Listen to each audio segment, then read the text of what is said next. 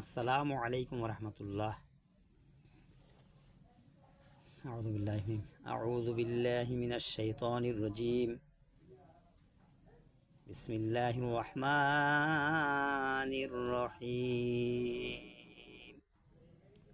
ওয়াকাযালিকা জাআলনা লিকুল্লি নাবিয়্যিন আদুওয়াম মিনাল মুজরিমিনা ওয়া কাফা বিরাব্বিকা হাদিয়াও ওয়া নাসীরা। দিনের পথে বাধা বিপত্তি অবশ্যম্ভাবী দিনে হককে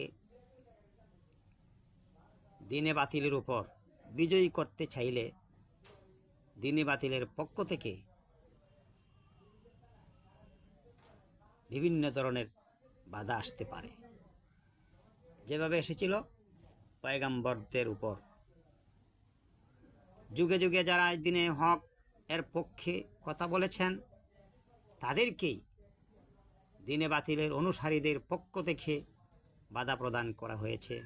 বিভিন্ন প্রকারের গালিগালাজ, অত্যাচার, জুলুম ও নির্যাতন করা হয়েছে। এ প্রসঙ্গে পবিত্র কুরআনে আল্লাহ সুবহানাহু ওয়া তাআলা যা বলেছেন আপনাদের সম্মুখে আমি উত্থাপন করতেছি। যুগে যুগে দিনে হকের উপর দিনে বাতিলের পক্ষ থেকে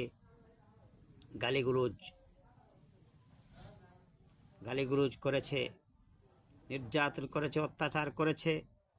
যেমন আল্লাহ পাক সুবহানাহু ওয়া তাআলা বলেন, ওয়াকাযালিকা জাআলনা লিকুল্লি নাবিয়্যিন আদুওয়াম মিনাল মুজরিমিনা ওয়া কাফা বিরাব্বিকা হাদিয়াও ওয়া নাসীরা।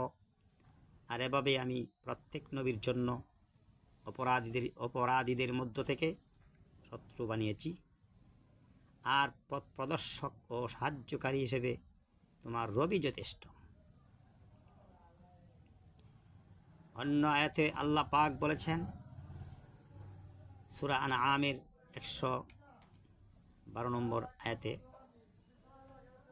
ওয়াকাযালিকা জাআলনা লিকুল্লি নাবিয়্যিন আদুওয়ান শায়াতিনাল ইনসি ওয়াল জিন্নি ইউহি বা'দুহুম ইলা বা'দিন যুখরুফাল কওলি গুরুরা।